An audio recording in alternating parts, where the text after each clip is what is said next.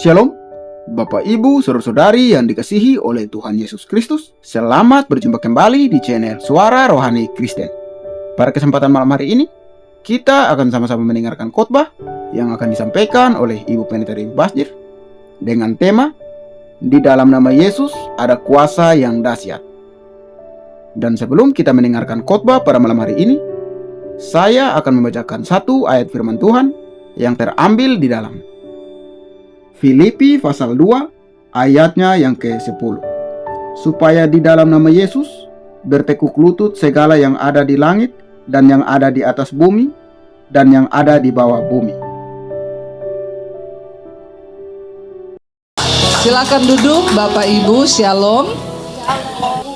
Luar biasa ya. Walaupun sudah mulai mudik masih penuh gereja ya. Haleluya. Saya bersyukur karena kita orang-orang yang mau terus rindu mencari Tuhan. Amin. Dan kalau kita sudah ada di tempat ini, itu artinya kita percaya kepada Tuhan Yesus. Dan kalau kita sudah percaya, maka jangan setengah-setengah. Amin. Rugi saudara. Lebih baik tidak daripada setengah. Ya, kalau mati, hidup. Kalau setengah itu sekarat. Enggak hidup, enggak mati. Namanya setengah. Ya, jadi jangan yang setengah-setengah itu enggak bagus. Bilang kanan kirimu jangan setengah-setengah. Ya, yang full percaya sama Tuhan Yesus. Hari ini temanya itu di dalam nama Yesus itu ada kuasa yang dahsyat. Ya, di dalam nama Yesus itu ada kekuatan, ada kuasa, ada sesuatu yang luar biasa. Dan Tuhan mau saudara kita yang percaya sama Tuhan tuh kita mengalami kuasa itu, mengalami kedahsyatan itu. Supaya kita ini bukan orang yang hanya punya iman yang biasa-biasa. Tapi yang luar biasa.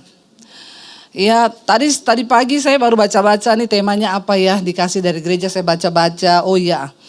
Ya dikasih ayatnya dari Mazmur 91. Saya yakin Mazmur 91 ini saudara banyak yang hafal toh. Karena ini ayat mantra buat orang Kristen. Banyak orang Kristen yang jadikan ini mantra. Ya Pak ya. Mantra saudara, mau apa-apa perkatakan Mazmur 91. Perkatakan, hafal di luar kepala. Kalau cuma jadi mantra enggak berkuasa. Jangan cuma kau hafal. Tapi mengerti maknanya, mengerti isinya, hidupi, percayai, maka akan terjadi. Kalau cuma jadi mantra ngapa saudara? Ya cuma diucapkan saja. Apalagi kalau lagi ada saat-saat genting itu banyak pendeta suruh hafal Mazmur 91. Terus orang Kristen itu berasa sakti kalau dia sudah hafal ini. Dia kira setan itu takut sama orang yang hafal ayat. Karena setan lebih hafal dari saudara.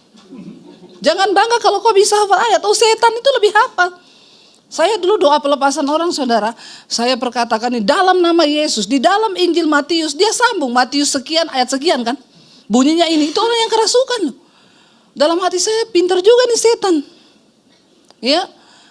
Tetapi saudara.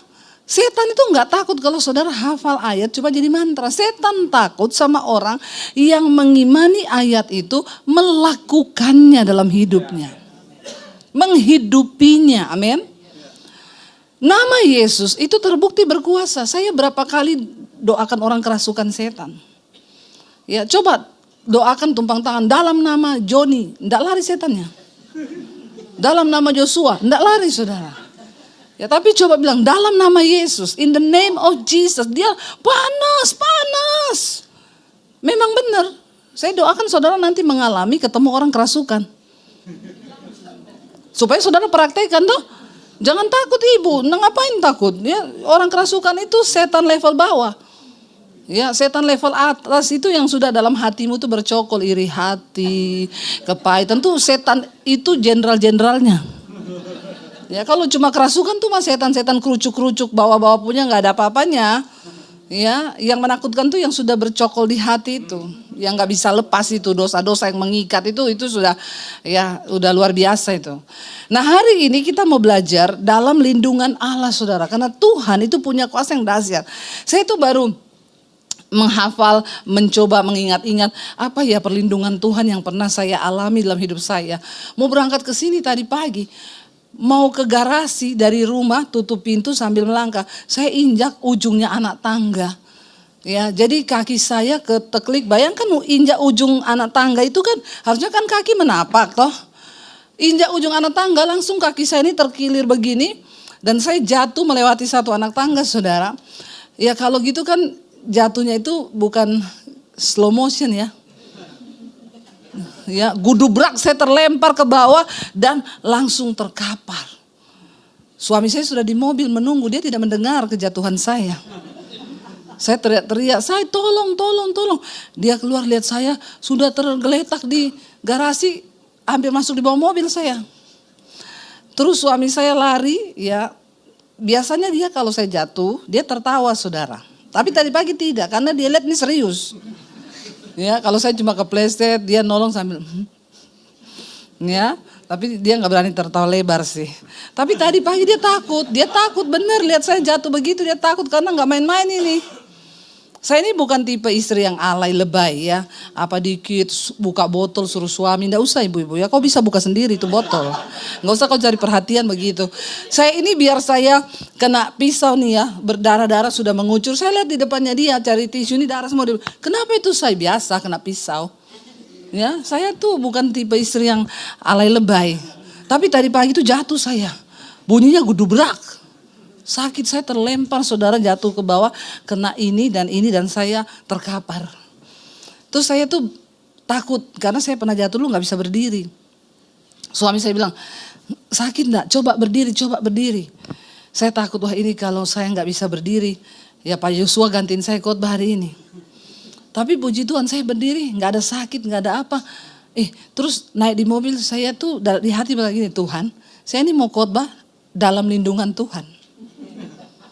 Perlindungan Tuhan dahsyat, kuasa Tuhan dahsyat. Tapi kenapa saya jatuh?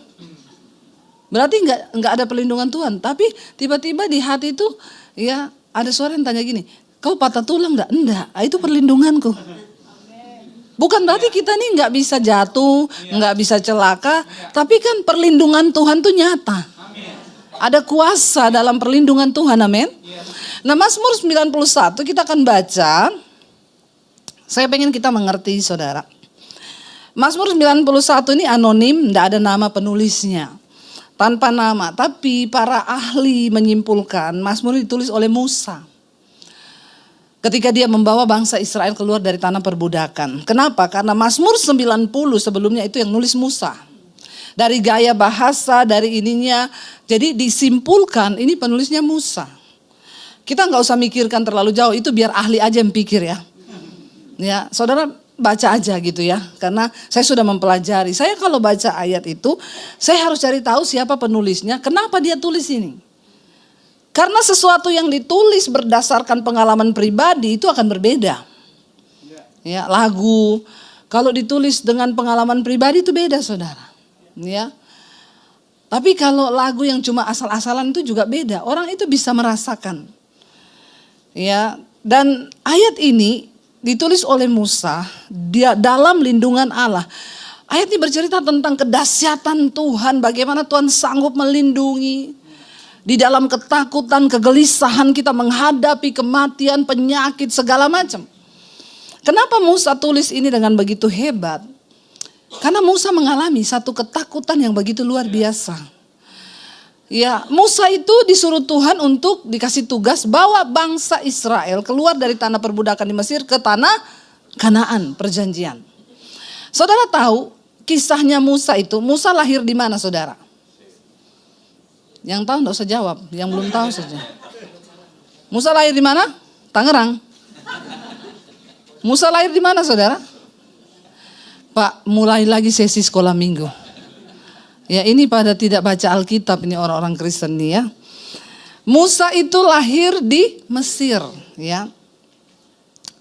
Kisah dari sejarah bangsa Israel ada di tanah Mesir. Saya coba singkat secara singkat saja karena saya yakin banyak yang tidak tahu. Banyak yang jarang baca Alkitab. Orang Kristen itu jarang baca Alkitab. Ya udah gitu ke gereja jarang-jarang. Sampai di gereja tidur juga dia. Mending kau pulang. Saya ini sudah capek-capek menjelaskan, saudara nggak dengar ngapain gitu ya, ngangong-ngangong ini. Mulut kebuka, mata kebuka, tapi otak nggak kebuka. Terus buat apa ya? Tolong perhatian saudara. Waktu bangsa Israel itu sejarahnya di Mesir kan Yakub itu punya anak ya. Dari Abraham dulu saudara sudah tahu Abraham punya anak Ishak, Ismail. Ya Ishak itu punya anak. Lalu Yakub itu punya anak saudara 12 suku Israel. Lalu mereka itu buang Yusuf dan Yusuf terjual sebagai budak di Mesir. Lalu Yusuf menerjemahkan mimpinya Fir'aun dan akhirnya dia diangkat jadi Perdana Menteri di Mesir. Dan ketika bangsa Israel di tanah Kanaan mengalami kelaparan, mereka beli gandum di Mesir. Lalu Yusuf kasih aja tapi uangnya jangan diambil, itu saudara-saudaraku. Yusuf tahu ini saudaranya karena mereka tidak berubah mukanya. Tapi mereka tidak tahu Yusuf karena Yusuf sudah berubah, penuh kemuliaan, pakai jubah, terawat ke klinik Tongfang toh. Putih, bersinar. Orang itu kalau hidup dalam rencana Tuhan berubah hidupnya. Amin. Tapi kalau enggak begitu-begitu saja. Orang ketemu dia, kok kamu enggak berubah ya?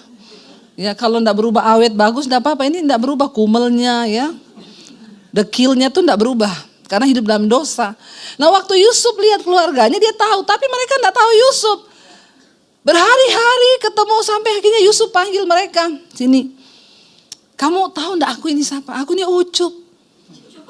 Ya Ucup, terus mereka, oh Ucup, ya ampun Ucup, kami minta maaf Ucup, pasti hari ini kamu akan bunuh kami karena kami sudah jahat membuang kamu. Ucup menangis, dia peluk keluarganya, dia bilang tidak, aku mau berterima kasih sama kalian karena kalian buang aku, hari ini aku jadi Perdana Menteri. Kalau kalian gak buang aku ya sama seperti kalian ini gak berubah-berubah hidupku. Ya, tapi karena kalian jangan takut dijahati orang. Bisa jadi jahatnya orang itu menjadi kemuliaan bagimu. Amin. Jangan kepahitan kalau dijahati orang, bersyukur, berterima kasih sama orang itu. Terima kasih ya karena kau dulu jahati saya. Makanya saya jadi begini, amin. Berterima kasih pada mantan-mantanmu yang mengkhianatimu. Ya, karena hidup ini kan dia Tuhan yang tahu. Enggak usah kepahitan sama mantan, amin. Ya, berterima kasih sama dia karena hari ini kita dapat yang lebih daripada dia. Banyak mantan nih berarti. Amin-aminnya banyak.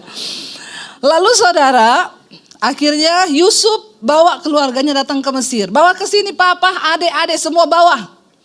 Mereka datang dan akhirnya mereka berkembang biaklah di Mesir. Karena dia mendapat kasih sayang dari Fir'aun. Ya, keluarganya disejahterakan, Yusuf jadi Perdana Menteri. Satu saat Fir'aun mati, Yusuf juga mati. Naiklah Fir'aun yang baru. Ketika Fir'aun baru naik, dia sudah lupa sejarah bangsa ini. Tapi bangsa Israel sudah jadi bangsa yang besar di Mesir. Mereka kaya-kaya karena mereka disertai Tuhan. Lalu Fir'aun bilang gini, ini bangsa ini ya, mereka ini kan cuma pendatang, tapi kok mereka jadi kaya, gak bisa begini. Lalu Fir'aun bikin aturan, kalau ada orang Yahudi yang lahir di sini, bayinya laki-laki, bunuh. Semua bidan diperintahkan untuk bunuh anak laki-laki Ibrani yang lahir. Tapi bidan-bidan tuh takut akan Allah, mereka enggak mau bunuh. Waktu Musa lahir, ya anak ini cakep, sayangnya dibunuh, dikembalikan pada ibunya. Ibunya lihat, kasihan nih kalau ketahuan pasti dibunuh. Lalu dihanyutkanlah Musa di sungai Ciliwung. Ya, biar yang ngantuk-ngantuk bangun ini ya. Kalau ngelawak gini langsung bangun dia. Di sungai apa? Nil ya, di sungai Nil. Yang belum pernah ke Mesir nanti ikut. Saya harusnya besok berangkat ke Israel loh. Ya, karena ada, soalnya sekarang ini memang saudara ya, berita-berita itu keadaan dunia ini tidak baik-baik saja loh ya. Kita melihat ya, baca berita ya, Iran serang Israel, Israel serang Iran, Amerika serang Iran ya, Jakarta serang Banten ya. Serang itu serang, bukan serang ya. Kayaknya lihat-lihat serang-serang ini bahaya. Lalu sampai di mana tadi? Oh iya, harusnya saya juga ke Sungai Nil loh besok ini, tapi nggak jadi, di reschedule karena keadaan belum aman. Dan akhirnya saudara Musa dihanyutkan. Ketika Musa dihanyutkan, putri Fir'aun ini lagi mandi di sungai. Ini bukan cerita dongeng, tolong bangun ya. Saya tidak mendongeng buat saudara sehingga saudara tidur. Bangun. Coba yang ngantuk-ngantuk itu dijawil, dicewer kupingnya. Dipikir saya ini mak-mak yang lagi mendongengkan kau di sini. Dan kau mau tidur di situ ya, bertobat, bangun. Lalu ini kisah nyata Alkitab. Ini pernah terjadi, sejarahnya ada, tempatnya ada. Makanya kalau punya uang pergi ke Israel biar kau tahu, oh ini benar ada sungai Nil itu ini ya. Oh ada di sini toh. Amin. Jangan cuma kau pergi ke Paris, ke Inggris, ke Jerman, di Paris, di mana, tapi tidak pernah pergi ke sana lihat. Ketika Musa dihanyutkan di sungai Nil, putri Firaun mandi, dia lihat, ih ada apa itu? Lalu mereka ambil saudara, bayi, cakep kata putri Firaun, mau tak pelihara, bawa dia ke istana. Jadi Musa dibesarkan di dalam istana Raja Firaun yang mau membunuh bayi-bayi Yahudi. Padahal Musa ini orang Ibrani. Dan saudara tahu, kalau Tuhan punya rencana atas hidup seseorang, dia bisa melindungi orang itu dengan kuasanya. Ya, bahkan Musa dipelihara, dibesarkan di dalam istana Raja Firaun yang mau membunuh. Padahal kan mustahil toh. Tapi bagi Tuhan tidak ada perkara yang mustahil. Makanya percaya sungguh. Akhirnya saudara, Musa besar menjadi remaja, menjadi pemuda yang gagah perkasa, jiwa patriotnya muncul. Tapi dia tahu dia ini kan orang Ibrani. Ketika satu saat dia lihat saudara-saudaranya orang Israel tuh diperbudak, kerja paksa, dipukuli. Musa marah, dia bilang, itu kan enggak ada salah, kenapa kau pukul? Lalu orang Mesir bilang, sejak kapan kamu diangkat jadi pemimpin di sini? Lu siapa? Musa marah, dia pukul orang Mesir itu, bahkan dia hajar sampai mati, dibunuh saudara. Dia timbun di pasir, mayatnya ketahuan sama orang Mesir, dilaporin sama Firaun. Sejak saat itu Firaun mencari cara untuk membunuh Musa. Lah Musa kan takut nih, dianggap lu tuh udah dibesarkan di istana, malah lu bela itu kaumnya, dia mau dibunuh, dia lari. Dari Mesir Musa berkelana, dia lari sampai ke daerah Midian. Waktu sampai di Midian, Musa ketemu sama gadis-gadis cantik ini. Lagi mau mengambil air, kasih minum peliharaan ternak-ternak mereka. Gadis-gadis ini diganggu sama gembala-gembala yang lain laki-laki. Lalu Musa menolong mereka. Dan akhirnya Musa timbain air buat ternak mereka. Gadis-gadis ini pulang ngomong ke papahnya. Papahnya ini Imam Yitro, orang kaya, punya ternak banyak. Dia bilang, Pak tadi kita diganggu sama gembala-gembala.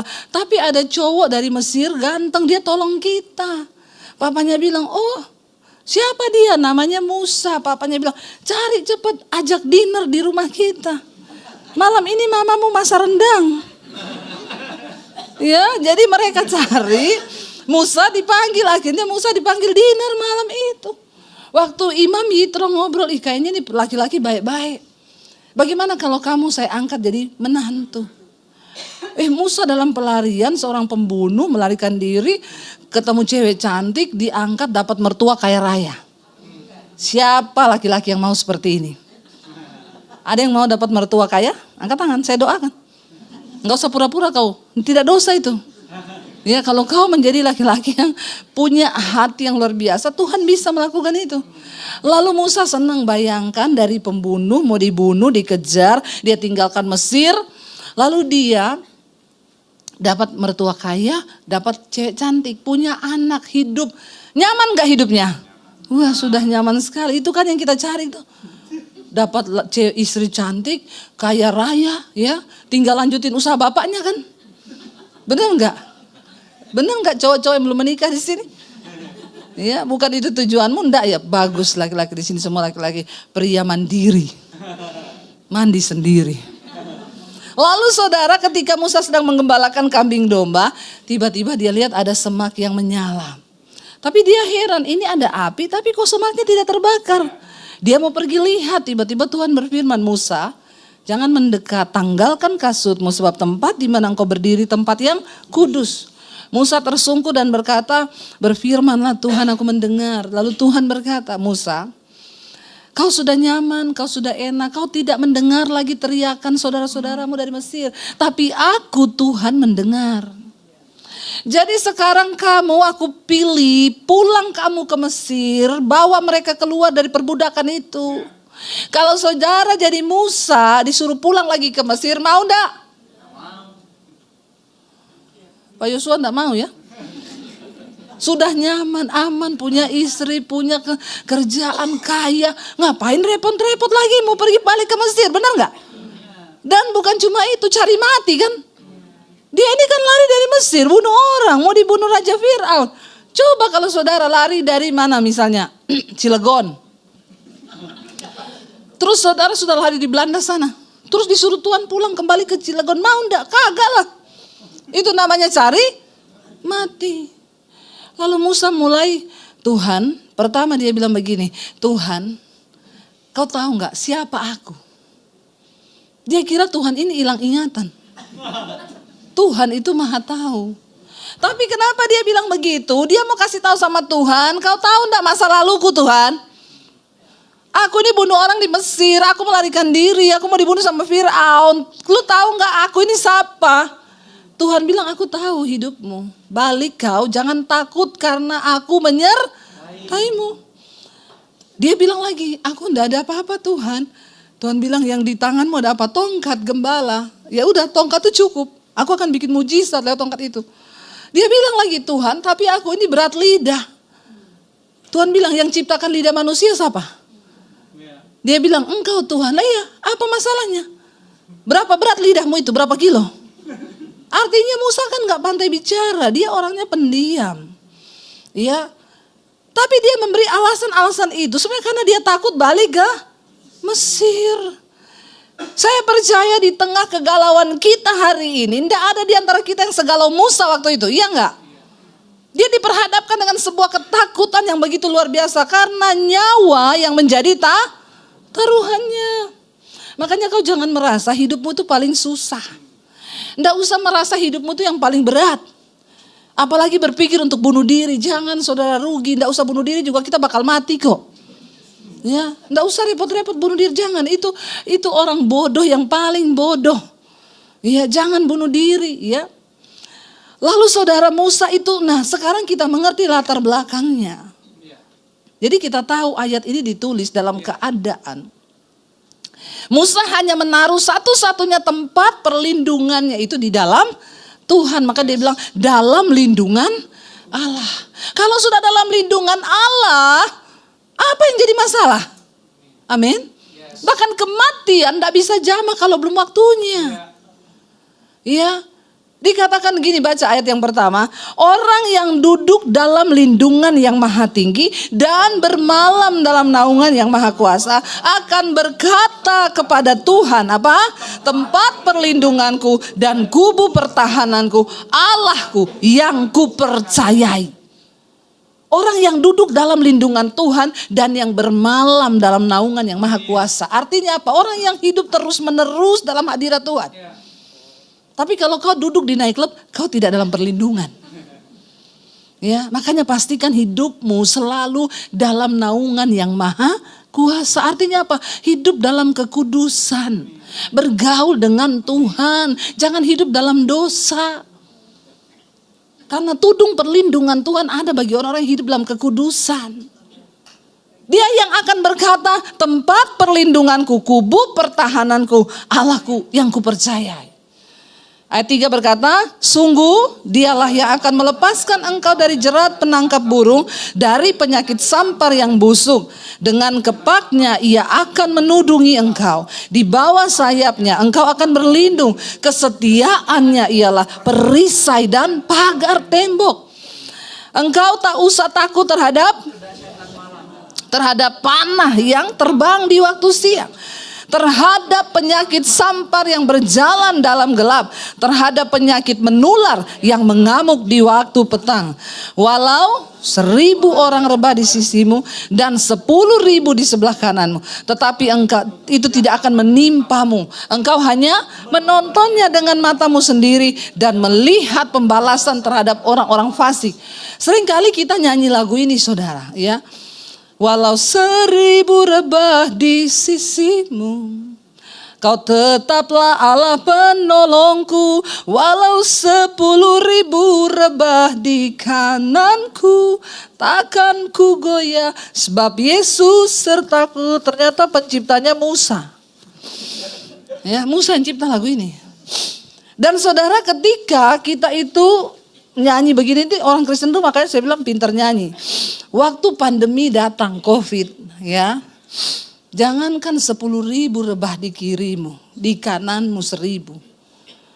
Saya juga mengalami itu ketakutan, rasanya roh kematian itu mengintai benar-benar. Saya tiap hari itu kalau sudah dengar di masjid, inna lillahi wa inna ilaihi rojiun, saya dengar, Bapak ini telah berpulang karena COVID. RT 5, RW 3. Aduh, 2 blok dari kita ini. Itu roh kematian sudah mendekat. Tiap hari kan kita dengar-dengar dulu. Besoknya sudah di RT 2. Aduh, satu lagi kita punya RT ini. Jadi kita itu dulu ketakutan ya dulu itu waktu COVID itu saya ingat banget. Ya tapi orang Kristen tuh kalau nyanyi walau 1.000 rebah. Ya 10.000, waduh 10.000 udah rebah semua, dia katanya begini, petantang petetek. Padahal semuanya ngumpet. Lalu saya ini tiap hari kan diserang roh ketakutan. Satu kali saya tuh lagi masak, bunyi lagi itu innalillahi wa inna ilaihi. Astagfirullah kalau sudah dengar begitu ya. Satu saat Tuhan tuh ngomong di hati saya gini. Siapa itu yang tertawa? Satu kali Tuhan tuh ngomong di hati saya begini. Kenapa kau itu takut? Itu virus tidak terlihat. Aku juga Tuhan tidak terlihat. Tapi kenapa kau lebih imani COVID mendekat padamu, bukan aku Tuhan yang dekat dengan kau? Terus saya itu tersadar. Terus Tuhan tuh bilang gini, di pandemi ini sudah ada daftar nama-nama yang akan dipanggil pulang. Kalau kau masuk daftar, siap-siaplah. Tapi kalau kau tidak masuk daftar, biar kau kena COVID berapa kali tidak mati kau. Iman saya bangkit saudara. Ya, saya nyanyi itu sambil masak. Kiri kananku ada Tuhan, sekelilingku ada Tuhan, dalam hidupku ada Tuhan, Yesus selalu bersamaku. Kemarin-kemarin kiri kananku ada virus, sekelilingku ada virus, dalam hidupku ada virus, virus selalu bersamaku. Saya nggak mau. Jangan kau imani itu. Lalu saya mulai waktu itu kuat saudara. Ya waktu ditanya, Bu ini sudah buka lockdown kan. Di perusahaan kami sudah banyak karyawan yang masuk. Tapi tidak ada pendeta berani datang khotbah. Mereka bilang mereka takut karena ini banyak pendeta mati. Ibu mau datang gak? Saya juga alasan, saya doa dulu ya. Tanya Tuhan. Saya berdoa benar, saya tanya Tuhan. Tuhan bilang, dasar kau iman kerupuk ya. Ini seorang sudah pada ketakutan. Malah kau juga mau sembunyi, mau ngumpet. Kau pergilah di sana bawa itu Injil. Kabar baik itu. Di tengah ketakutan, jangan kau sembunyi. Kalau kau tidak masuk daftar, tidak mati. Oh iya, sudah. Saya berdoa begini, Tuhan. Kalau Tuhan mau izinkan saya kena, tidak apa-apa, kenakan saya virus ini. Tapi saya membuktikan bahwa mati itu bukan karena virus, tapi karena Tuhan. Karena di pandemi itu iman orang bergeser loh. Mereka pikir mereka mati karena virus, padahal sudah ada daftarnya. Lalu benar saya berdoa begitu, kena saya. Semua varian saya rasa. Semua, mulai dari dia Omikron, apalah Delta, semua kena saudara. Tapi buktinya kan tidak mati saya. Berarti tidak masuk daftar, toh? Masih diizinkan Tuhan hidup. Saudara, ya jangan cuma pintar nyanyi di gereja. Waktu selesai pandemi itu kita ya ke pasar, ke toko, kemana. Orang-orang yang takut bawa semprotan. Kadang yang dia semprot bukan virus. Kita yang dia semprot, dia mau bikin mati juga kita dengan semprotan itu. Sampai saya jengkel, ada yang bawa semprotan gede banget saudara. Semprot depan muka saya bilang, Bu sekali lagi kau semprot saya, awas ya Bu. Ya, jangan kau main semprot-semprot begitu. Karena ketakutan mau mati. Ya. Saya bilang kalau kau masuk daftar mati juga kau biar tidak kena virus. Saudara, Tuhan itu berjanji bahwa kita nggak perlu takut terhadap penyakit sampar, terhadap ini yang kau hanya akan menonton. Ya, dan dikatakan 9, sebab Tuhan ialah tempat perlindunganmu, yang maha tinggi telah kau buat tempat perteduhanmu. Malapetaka apa? Dan tulah tidak akan, sebab apa? Malaikat-malaikatnya akan diperintahkannya kepadamu untuk menjaga engkau di segala jalanmu. Mereka akan menatang engkau di atas tangannya supaya kakimu jangan terantuk pada batu. Singa dan ular tedung akan kau langkahi. Engkau akan menginjak anak singa dan ular naga. Ayat 14 ini poinnya. Sungguh hatinya melekat kepadaku, maka aku akan meluputkannya, akan membentenginya, sebab ia mengenal namaku. Bila ia berseru kepadaku apa? Aku akan menjawab. Aku akan menyertai dia dalam kesesakan.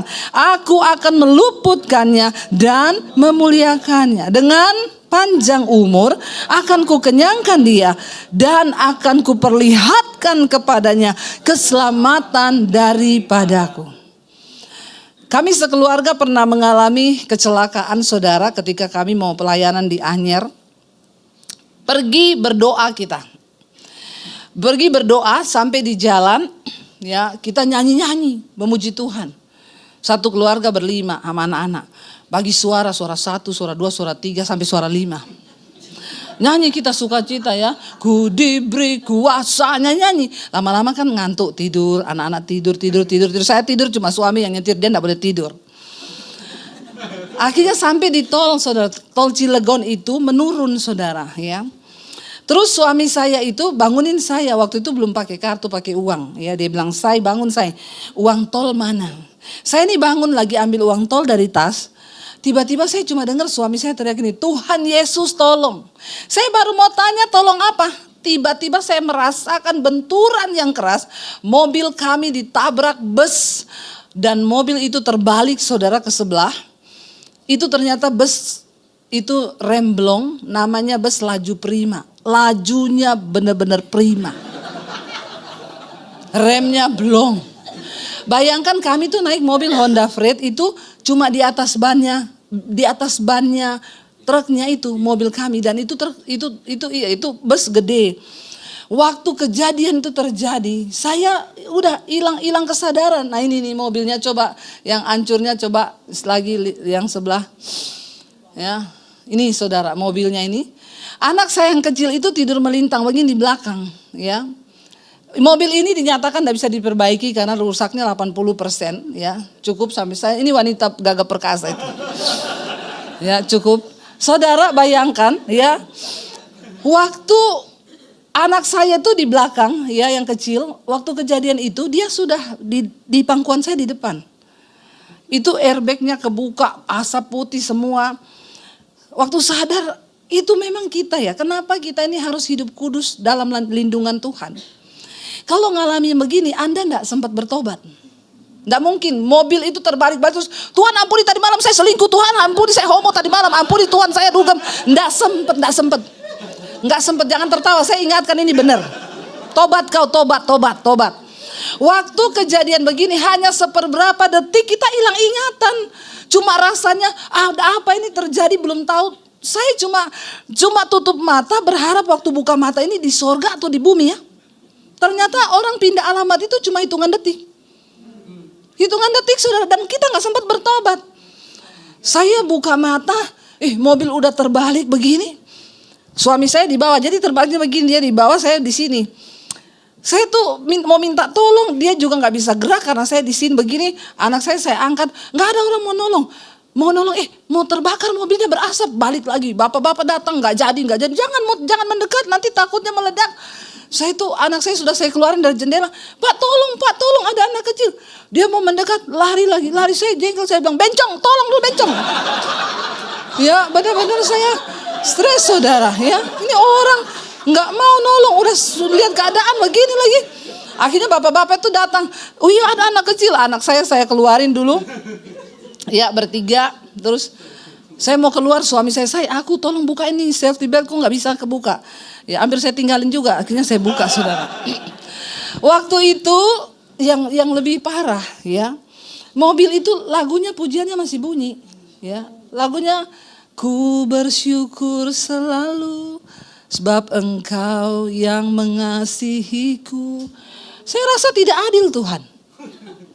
Lagu itu bersyukur, lagu puji-pujian. Kecuali mobil terbalik itu lagunya, abang ini lihat-lihat bodiku yang seksi. Itu pantas gitu ya. Tapi kan kita lagi memuji Tuhan, lagi menyembah Tuhan gitu. Nggak dangdutan gitu ya. Aduh, maksudnya ya kenapa gitu ya. Ya itu yang saya maksud. Saudara tahu ketika saya ingat ayat ini dikatakan, maka ya malaikat dikatakan ayat 11 tadi, malaikat-malaikatnya akan diperintahkannya kepadamu untuk menjaga engkau. Mereka akan menatang engkau di atas tangannya. Waktu kejadian itu saya bilang sama suami saya, kamu bayangkan ya, malaikat itu sibuk sekali loh. Tadi itu, ya dia menatang kita tuh kita tidak ada satu luka pun. Nggak ada satu tetes darah tuh nggak ada. Sampai orang semua bingung. Akhirnya kita ya menurut prosedur, polisi datang, RAJR datang, saya dibawa ke rumah sakit sama anak-anak. Suami saya di tempat ada polisi yang baru datang, dia bilang sama suami saya, untung bapak itu sendiri ya. Kalau ini ada keluarga yang ikut pasti mati pak. Bapak tuh bersyukur. Itu berapa hari lalu pak, orang di sini mobilnya ndak hancur. Biasa mati suami istri berdua di sini. Dia bilang untung bapak sendiri. Suami saya bilang saya berlima pak. Hah? Astagfirullah. Sama siapa? Sama anak 3, istri saya 1. Mana sekarang? Lagi dibawa ke rumah sakit. Dia elus-elus suami saya, istighfar ya pak, ya memang musibah itu nggak ada yang tahu ya pak, istighfar ya. Suami saya bilang iya, tapi gimana pak keadaan istri sama anak-anak? Suami saya bilang nggak ada satu luka pun, puji Tuhan. Dia bilang apa dia bilang? Suami saya bilang, dia bilang begini, suami saya bilang nggak ada satu luka semua.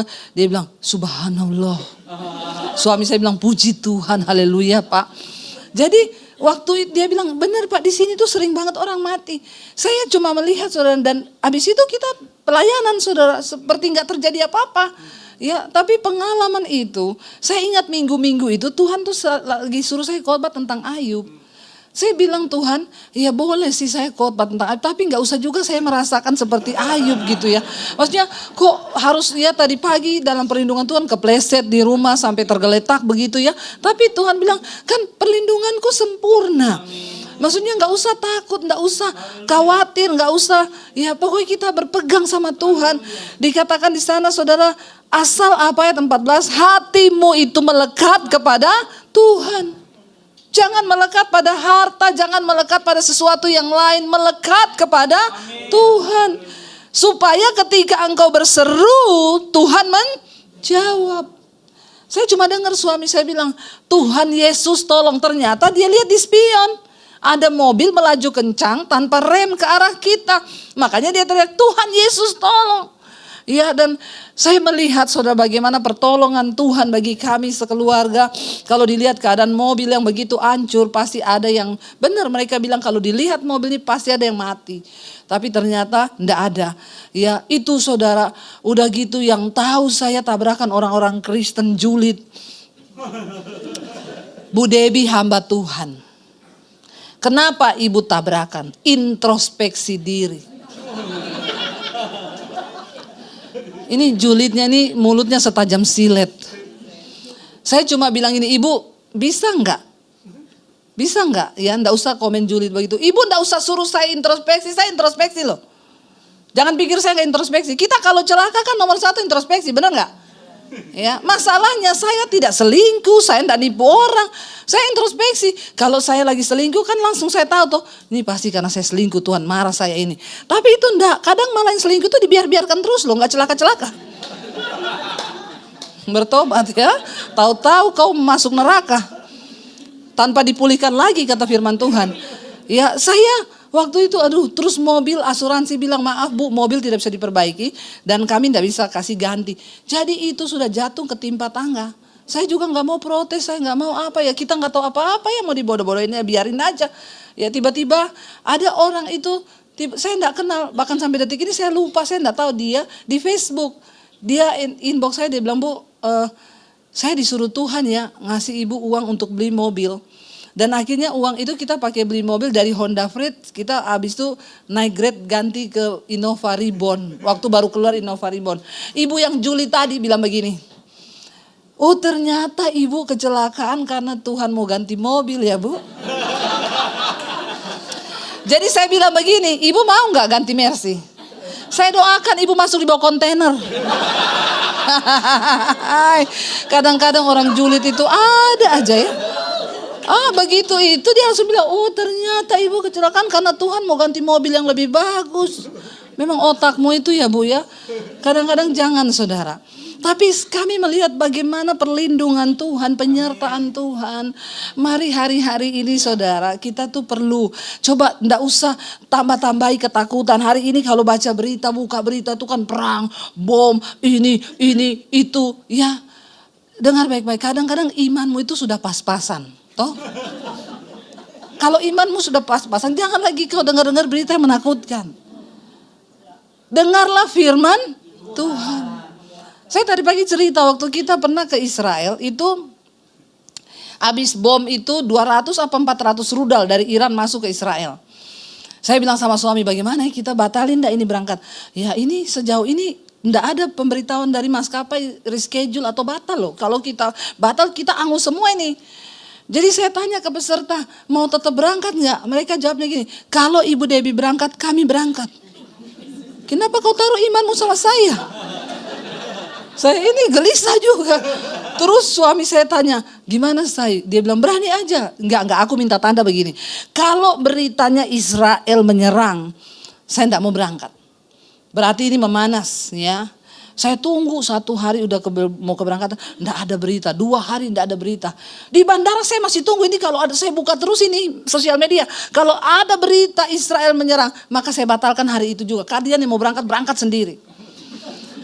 Tidak ada berita, naik pesawat lah kita. Sampai di pesawat saya buka nih HP saudara. Ya, saya buka WA. Ya, di pesawat HP saya tetap jalan karena saya ini bagian dari intelijen. Jadi saya dapat sinyal khusus. Begitu sampai di pesawat saya hidupkan WA. Teman saya kirim berita. Israel menyerang Iran. Saya tanya, ini berita kapan? Baru saja bu, baru. Saya bilang, Tuhan kenapa sudah di atas pesawat? Kenapa Tuhan saya gak bisa turun ini, tidak ada baling-baling bambu mau terjun. Bagaimana ya sudahlah dijalani. Kita masuk ke Israel.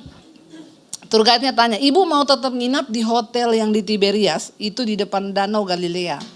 Ya saya mau di situ karena memang itu bagus, buka jendela langsung Danau Galilea di mana Yesus pernah jalan di atas air. Tapi bu, hotel itu tutup berapa minggu ini sejak perang. Kenapa? Soalnya ada rudal jatuh di sebelah hotel, persis. Ya kalau ibu mau tetap, saya bilang ya tetap aja lah. Kalau belum waktunya mati kan enggak mati. Kalau sudah waktunya biar kepleset di kamar mandi juga mati. Enggak usah tunggu kejatuhan rudal. Kalau sudah masuk daftar toh. Dia bilang ya udah kalau ibu berani ayo. Kita waktu itu ada opa-opa ikut umur 80 sudah tuli mereka enggak mendengar. Jadi begitu masuk hotel, manajer hotel langsung begini. Bapak Ibu, ini pengumuman penting, kalau Anda mendengar alarm, dalam waktu 1,5 menit harus sampai di bunker di bawah tanah. Jangan tunda dan tidak boleh lewat lift, harus lewat tangga darurat. Dalam hati saya 1,5 menit lewat tangga darurat jatuh geger otak itu. Lalu suami saya tanya begini, say itu opa-opa itu mereka dengar enggak ya itu? Tadi pengumuman saya bilang enggak usah diomongin, malah kalau mereka enggak dengar tuh puji Tuhan. Ya. Kadang-kadang kita tidak perlu mendengarlah hal-hal yang menakutkan itu. Akhirnya saudara, benar 6:30 pagi saya lagi mandi, alarm hotel bunyi. Wih. Suami saya sudah mandi, dia bilang, say alarm. Saya bilang, saya dengar. Kau pikir saya ini tuli? Saya dengar ini bunyi alarm. Terus dia bilang, gimana? Kita lari enggak? Dia kan sudah selesai mandi, sudah pakai baju. Saya kan masih di kamar mandi. Saya bilang, kalau kau mau lari, lari aja. Lari sayang, lari.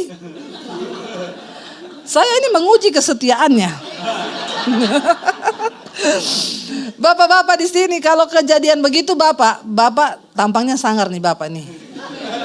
Kira-kira bapak lari enggak? Kalau istrimu di kamar mandi terus alarm bunyi bapak lari enggak? Bapak yang pakai rompi hitam ini tatap mata saya. Bapak kira-kira lari atau tinggal? Enggak lari. Karena sayang atau karena takut? Sayang ya, iya. Lalu saya keluar kamar mandi, suami saya tetap di kamar. Ya, oh tidak lari dia puji Tuhan. Berani kalau dia lari? Sampai di Indonesia talak 3 langsung. Lalu udah saya telepon tour guide saya. Kamu di mana? Saya di bunker. Kamu ini masih takut sama alarm bom? Enggak, Abuni, saya itu lihat di Google, ini bukan alarm bom, alarm gempa bumi.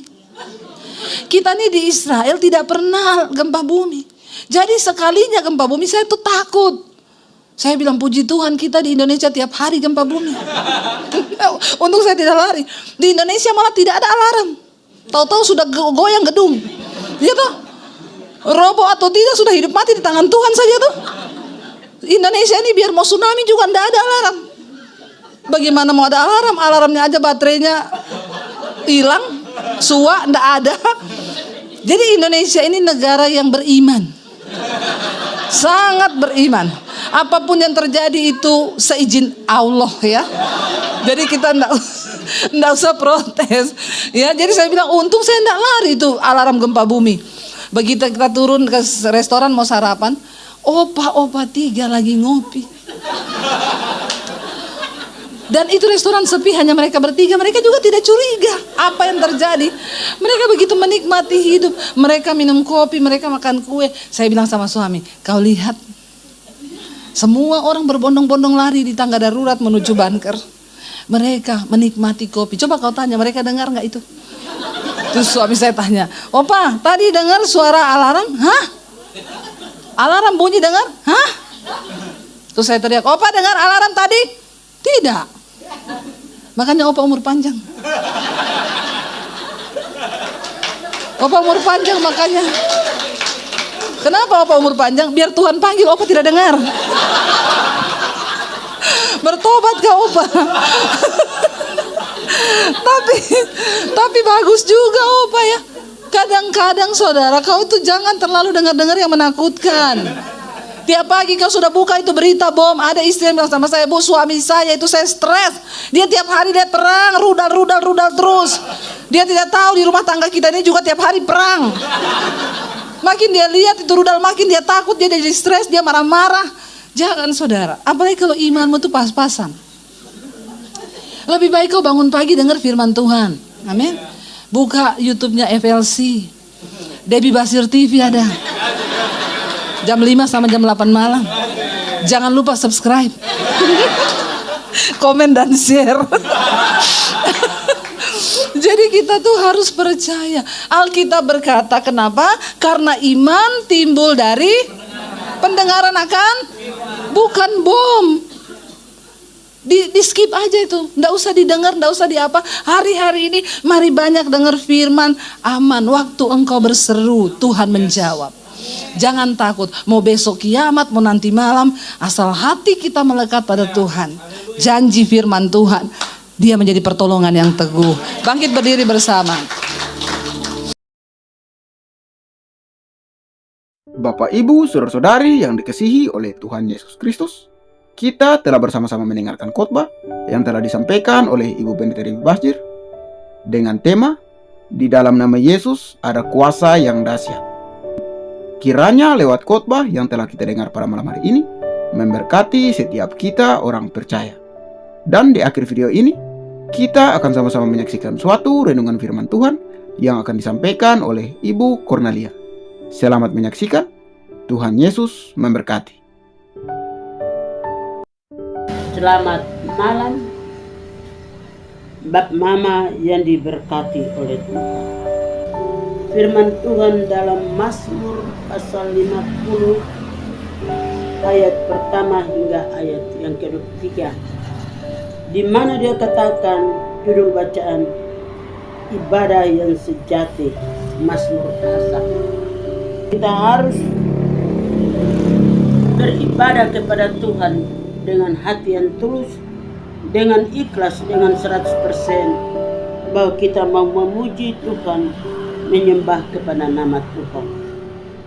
Dalam ayat yang pertama, yang Maha Kuasa Tuhan Allah berfirman dan memanggil bumi dari terbitnya matahari sampai kepada terbenamnya matahari. Bapak, Mama, saudara sekalian, anak-anak yang diberkati oleh Tuhan. Nyanyian Mazmur ini dia melatih diri kita bermazmur bagi Tuhan karena Tuhan itu baik, bahwasanya untuk selama-lamanya kasih setia Tuhan. Di dalam kerinduan kita sebagai umat pilihan Allah, mari kita mengambil satu keputusan bersama Tuhan. Tidak ada mustahil bagi kita, sehingga di mana firman Tuhan dengan jelas memberitahukan kepada kita, Tuhan berfirman memanggil bumi dari terbitnya matahari sampai kepada terbenamnya matahari. Bapak, mama, saudara sekalian yang diberkati oleh Tuhan, dari terbitnya matahari sampai terbenamnya matahari, Dia berikan petunjuk kepada kita seperti itu. Maka mari dengan rendah hati kita berseru memuji Tuhan, bersorak-sorai untuk bagi kemuliaan nama Tuhan. Sehingga di dalam ayat yang kedua dari Pemazmur 50, dari Sion puncak keindahan Allah tampil bersinar. Allah tampil di tengah-tengah kita, Dia bersinar bagi kita, sebab di dalam kehidupan kita ada kegelapan yang terjadi. Allah mengindahkan kepada kita bahwa kita hidup harus bersinar, tampil beda bagi orang lain. Mari kita tunjukkan di dalam pribadi lepas pribadi, kita mau katakan, kita memanggil nama Tuhan dari terbitnya matahari datang kepada terbenamnya matahari. Tidak kenal waktu bahwa hari ini kita berdoa dan mungkin siang kita berhenti. Tetapi memanggil nama Tuhan itu berarti kita butuh Tuhan dalam kehidupan kita. Sehingga dalam ayat yang ketiga, Allah kita datang dan tidak akan berdiam diri di hadapannya. Api menjilat sekelilingnya, bertiup badai yang dahsyat.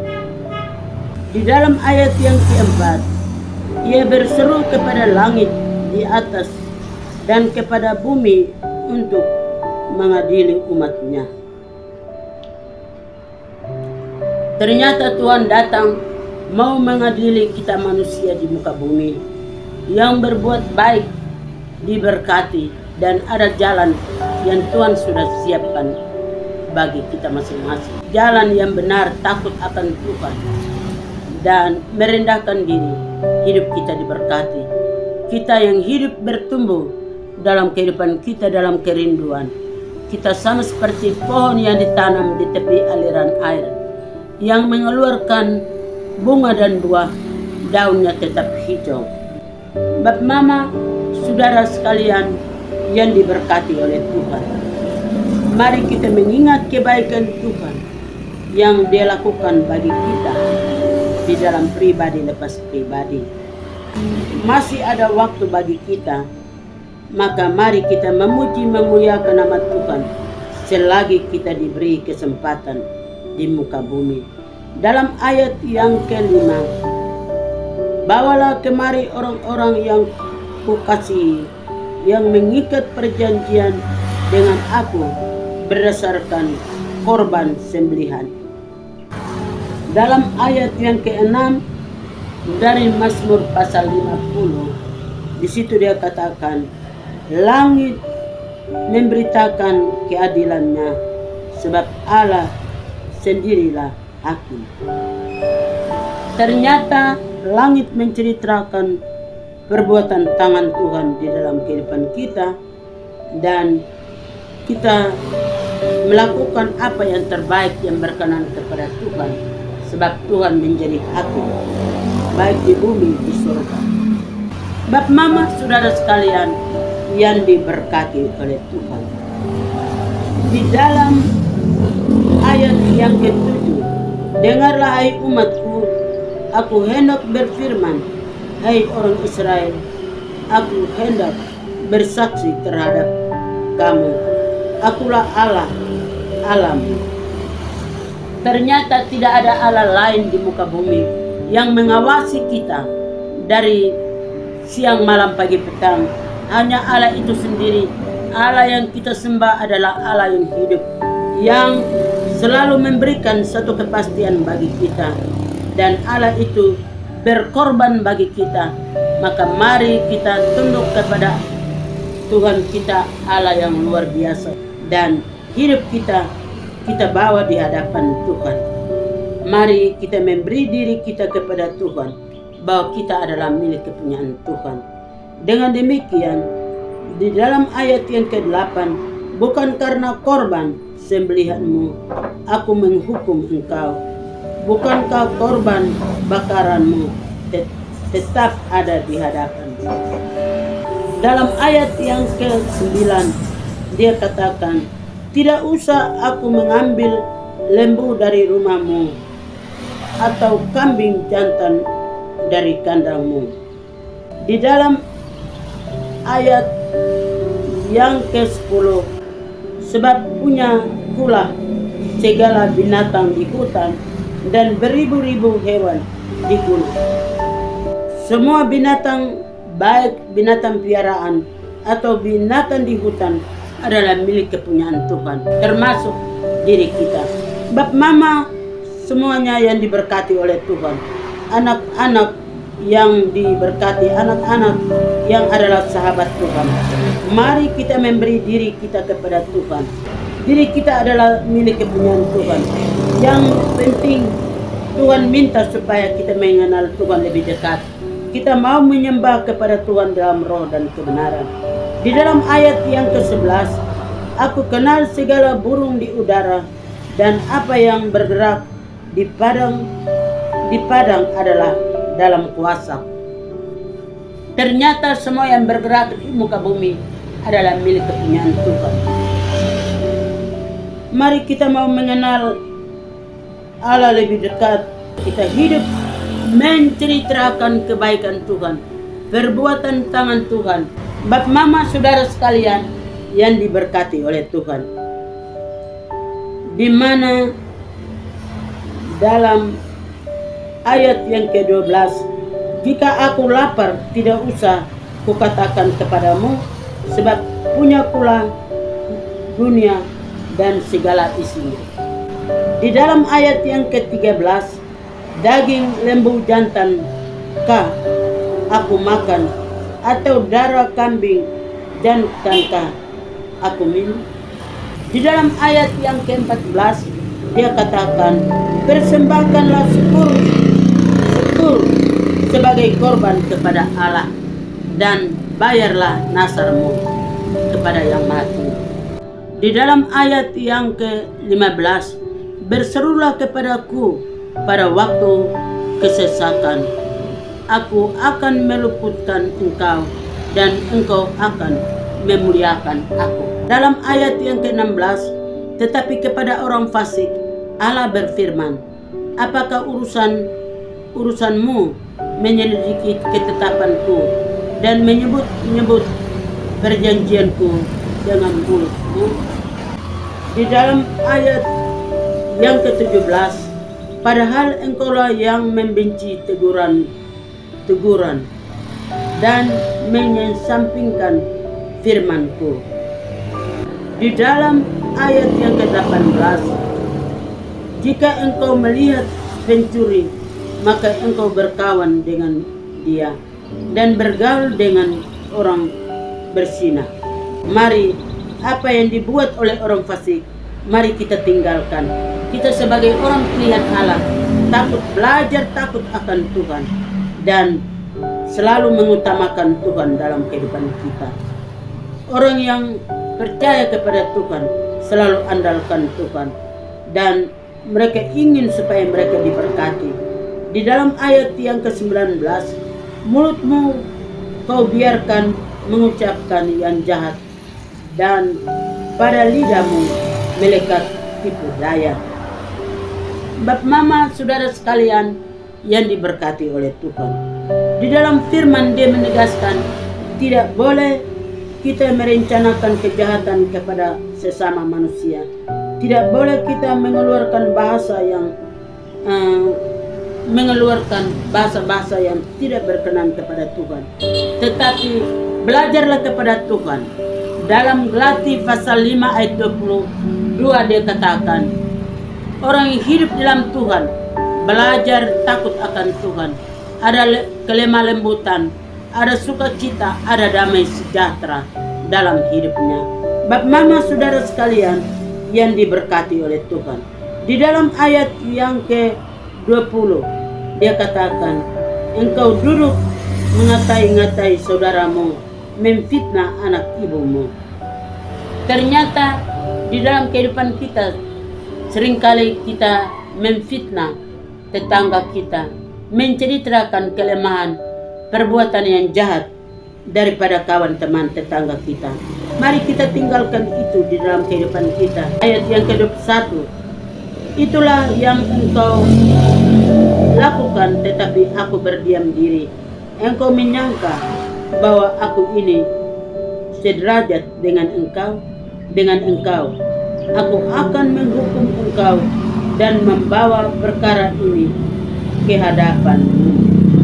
Dalam ayat yang ke-23, siapa yang mempersembahkan syukur sebagai korban, ia mempermuliakan aku. Siapa yang jujur di hadapannya, keselamatan yang dari Allah akan kuperlihatkan. Kita mau supaya kita hidup menjadi selamat, menjadi berkat, dan hidup kita tidak diombang-ambing. Kalau kita hidup bersama dengan Tuhan dan kita tampil sebagai orang yang hidup belajar takut akan Tuhan, berada di posisi jalan kebenaran, mari kita sebagai umat pilihan Allah belajar takut akan Tuhan dan hidupnya melakukan kehendak Bapa di surga. Pada malam hari ini mari kita pulang dengan firman. Dengan firman kita dibersihkan. Dengan firman kita diselamatkan. Dengan firman hidup bersama dengan Tuhan, hidup kita diberkati. Mulai dari malam ini sampai selama-lamanya. Di dalam nama Bapa, Putra, dan Roh Kudus. Amin.